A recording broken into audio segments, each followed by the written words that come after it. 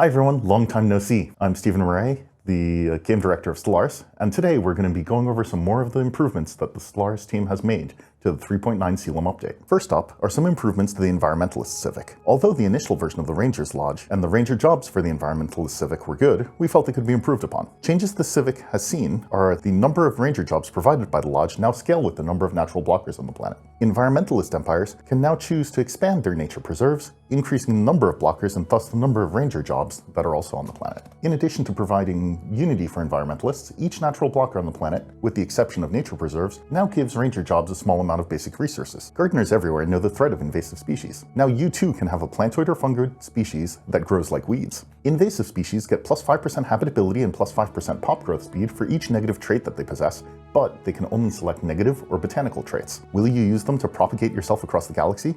Or make that xenophile really regret signing that migration pact? Or perhaps they can hitch a ride to nearby planets using the Fruitful Partnership origin. Many plants spread their seeds far and wide through animal dispersal. Plantoid and fungoid civilizations now have that option as well. The Fruitful Partnership origin can build fruit gardens, starbase buildings, in order to lure spaceborne fauna to your systems. These lured spaceborne fauna can carry your seed pods to other planets, allowing you to start colonies without the need of a colony ship. This also unlocks the seed bombing bombardment stance. It requires some degree of xenophile, pacifist, or gestalt consciousness ethics, and is banned to machine intelligences. You also can't be a devouring swarm, because you need to not eat your ride. Empires with the Fruitful Partnership origin begin the game in contact with the Tiyanki and the fruit gardens already built on their home orchard station. Space fauna that visit the system are lured to the station where they partake in the provided fruits and carry your seed pods with them as they travel the galaxy. When passing near habitable worlds, the seed pods can find a home. Then later, by completing a special project, new life can bloom wherever it is they brought those seeds. Having your seeds carried away by space fauna can allow colonization of planets far from your home system, but you can also be a little more direct about seeding an enemy planet. While these seed blockers are primarily just a nuisance to your opponent, if you end up taking the planet and clear them yourselves, you'll be able to turn those blockers into pops, similar to how lithoid blockers work. As mentioned last week, we're adding some more portraits to some of these species packs. The lithoid Thayans from last week came from a close encounter with Earth eons ago. Our new plantoids actually start on Earth and explore the possibility of what if humans were plants. Naturally, empires that branched out from Earth, like the Commonwealth of Man, will share your leafy heritage. Their reputation precedes them. Now we'll go on to some other things coming in 3.9 and have fewer terrible plant jokes. During the development of Galactic Paragons and First Contact, we wanted to revisit some of the older interactions with various enclaves scattered around the galaxy, but didn't find the time. Namely, hiring a scientist from the Curators, a governor from the Trader Enclaves, a teacher from the Shroudwalkers, and a salvager overseer from the Salvagers. As the development of the 3.8 hotfix patches wound down, we were able to get some additional code support for Empire counselors, and we got to work. In the 3.9 update, you'll be able to recruit a level 5 scientist or governor, each with their own unique trait, and for owners of Galactic Paragons, a unique council position that only they can be appointed to. This leader recruitment replaces the existing Shroudwalker teacher and salvager overseer Empire modifiers, and improves upon the leaders recruited from Curator and Trader Enclaves. The Shroudwalker teacher veteran leader trait gives them plus 30 lifespan, and the planet that they're on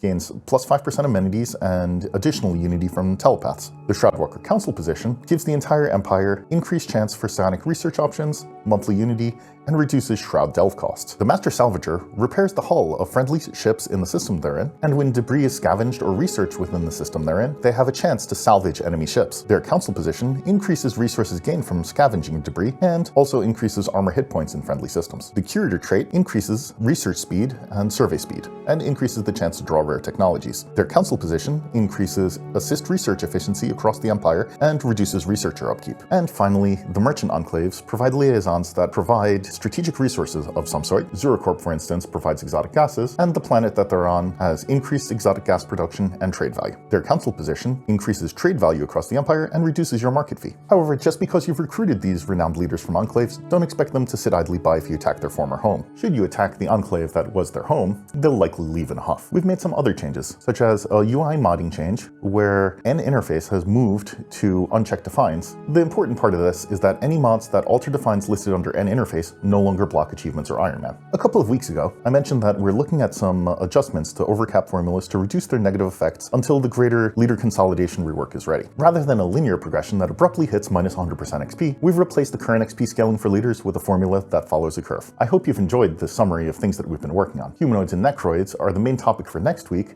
although Alfred's planning on giving us an update on how habitats have been going, and I hear something about an open beta. If you've enjoyed this video, you can like and subscribe for more official Stellaris content, and you can comment down below if you've got better plant puns than we have.